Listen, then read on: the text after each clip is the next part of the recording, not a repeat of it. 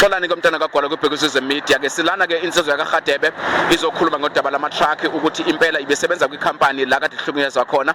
Sithi ke ake sizozwa ke ukuthi ke ingabe ke udaba lakhe luthini ngoba uthi impela naye wahlukunyezwa kuleya khampani. Ngakho ke hlala ke noxola mntana kaGwala kwibhekiswe media. Siyabonga. Ngicela ukubulisa kuni madoda. Hayi mina nginguPatrick Vosomze manomze ekhaya kuseMatatiyela ndayeza la eMaritzburg ndize ngokuzofuna amatorho. Kuyavakala ke into ke uke waphangela kwikampani ehlukumeza abantu kodwa usaphangeli khona mhlawumbe nje kafuthana ungasinabisela ukuthi kwenze kantoni. Hayi la company liyana ngenda ndasebenza kuyona kusakhona utata umnikazi wekampani kwakuthiwa nguRakesh. Hayi ke sasayina icontract nezo contract sasesayina kwakuthiwa sayina lana ithathu ibekeleni singazi ukuthi usayina into ethini kodwa ngenxa yesimo sokuxakeka ke sanyamezela hayi kodwa sihola ngamaludi. Hayi sasebenza nyana kwakusebenzeka ngeso sikhathi kusekhona uRakesh. Hayi ngempela siyithola kakuhle imali zethu singarobheki indawo kwaya kwafikelela indaba ukuthi uRakesh makatshone.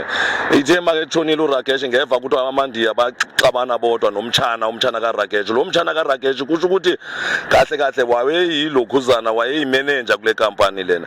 Ithe uRakesh seketshonile angathi baxabana bodwa ke baphucana amatruck. Ithe kusuka thina sangabe saholelwa sezwa ukuthi hayi ngeke sisebenzela lo mfana lo owayelele India kuthiwa nguYudesh. Siyeva ke phana engathi ke kula company impatho ibingekhonhle. Ungathini ngento yempatho ngoba kunomfo osanda kubethwa and uyamazi lo mfo osanda kubethwa ophangela kula company. Hey bhuti uyabona ke ibhlungu kakhulu ke leyo kubethwa abantu lapha. Abantu bebebethwa kakhulu ngenyane andenaka akababinanga babathathanga. Baninzi kakhulu mhlasimbe badlulile kutheni abanye basuka khona le Matatiyela omnye bamlimaza imizansi le private party lezi kungoku ngathi umuntu okwathwa ngeke aphinda abe nabantwana and ubeke nomntana omncane ngelo xesha leyo.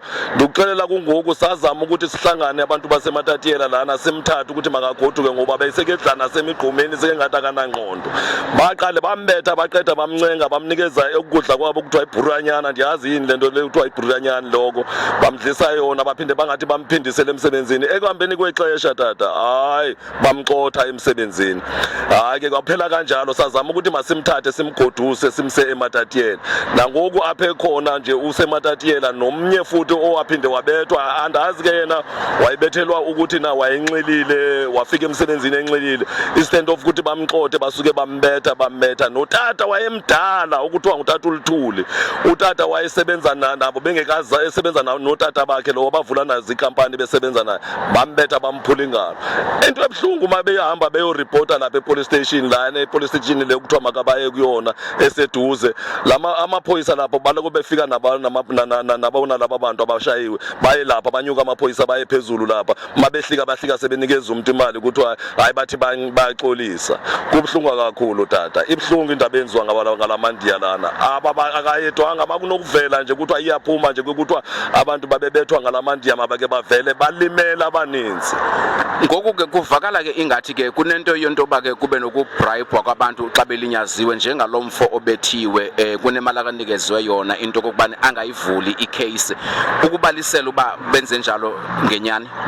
Hayi ke la eyokubribe yona kakhulu into yabo ndingakuxelela ukuthi kwathina singodriver nje sicishe siboshwa ngoba kaloku babesithi sibribe namaphoyisa balayisha ama-overload benza zonke izinto and then lapho ke ngoku kuthiwa sibalekela nelokhuzana neHitleberg iway bridge lese eHitleberg kufanele ukuthi siyibalekele singadluli khona ngoba masiyodlula khona noma kanjani yona izasifaka esikhaleni silayishiswe nama-abnormal ngento impepha zingekho ezama-abnormal. Hayi into yalapha inzima kakhulu tata into edinga ukulungiswa kakhulu. Namaphoyisa apho ekhona makungathiwa ikampani yakaRich ivaliwe okanye kukhona ukulungiswa obenzekile bangatsho baphumle ngoba bebekwazi nokuthi bathuke iphoyisa abatombaza namaphoyisa. Bandingakuxelela nje ilokhuzana iWarden amaphoyisa aseMnambithi babazi kakuhle xa amaphoyisa ayekwazi ukuthi abe nokuvela thina singodriver ubuhlungu basixolele ngalondlela enekhona ngoku amatikiti enginawo amatikiti esinawo nje singodriver bakhona asazi sowenza njani ngoba yithi lo mfana wakhona lokuthiwa ngumkhwenyana makefika awathathe awadabule phambi kwakho athi atsho nje inhlambe engeke ndikwazi ukuzibiza phambi kwenu. Ngoku ke mhlekazi wami njengoba ungasaphangeli phana into yakahambisa ke kula kampani ngabe yile mpatho ababekuphatha ngayo. Into eyandihambisa kule kampani impatho ngoba ngani bathi mase ndifanele ukuthi basiholele imali yami bangafuni ukusiholela imali ndabufumana ukuthi kukhona nomnye utata omdala wakamhlongo ukuthi babembiza ngokuthi yena umama wakhona wayengathi bazamsondela into yangoku bezikuba ebafonele lethi lokho sifuna imali abanye bakufanele ukuthi banyuke ngecawa ukubheka egoli zange bagqibela benganyukanga baze banyuka ngomvulo sathi sizama ukuthi sibalinde hayi into yayilapho ngathi ngalo mine kanye ndizafike ndishiya itraki yabo ndathi hayi ndiyabonga ngoba ndiyabona ukuthi ngoku sikuyaphi apha kuyakhona ezandleni. Sesigqiba ke ngomhlekazi wami kuvakala into yoba ingathi bangcolisa igama lakho njengoba usuphangela kwenye ikampani bayenza kanjani into efana naleyo? Uyabona ke bhuti lena eyokuthi mina ndibe ndi-hijacka ama-truck andiyazi kahle kahle balingcolisile igama lami andazi ngubani umuntu ozandinceda bahlamba igama lami ngoba laba bantu ababesebenza nabo lapha ka-RH ngoo-driver ngoo-conductor siyakwazi ukuthetha nabo njengoba ndikule kampani siyaxoxa ukuthi ndiyasuka apha mna ndiyahamba ndiye eGoli ndiyodiliva endaweni ethile ngingacela nje ukuthi ubulungisa amabukeke bekhona nami nje manje nokuthola nje icase yona ndiyafuna ukuyivula manje nokuthola umuntu ongandisiza ukuze ndishuwishe nami laba bantu ngegama lami abantu abandibize kabuhlungu kanje kangangoba nje nangoku andazi ukuthi mazifikelele lapho ndisebenza khona ukuthi kuzoba njani uma ngixothwa ndizawenza njani ekubeni ndandikade bebedlala ngathi nje bethatha imali beqhuma amathaya bethenga amathaya ama-retreat ayiqhuma ama-retreat lawo mabegqiba lapho bengasikhokheli babadonsa imali zethu uthola ukuthi ngenyanga ndinabantwana ndizele benze ngicabanga nokuthi ndihambisa abantwana bayeka isikolo umntana oyintombazana benza ugrade 12